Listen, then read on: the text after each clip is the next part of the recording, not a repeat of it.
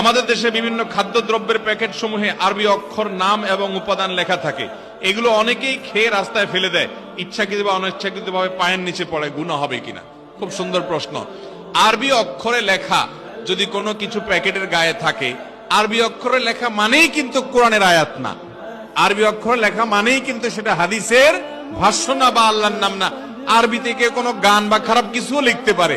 এই জন্য ওইটা পায়ের নিচে পড়লে কোরআন হাদিস মানার মতো গুনাহ হবে এরকমটি মনে করার কোনো কারণ নাই। তবে যেই কোনো ভাষাই সেটা যাতে অপমান না হয়, অসম্মানজন না হয়, যে কোনো লেখাজোকা সেটা লক্ষ্য রাখতে হবে।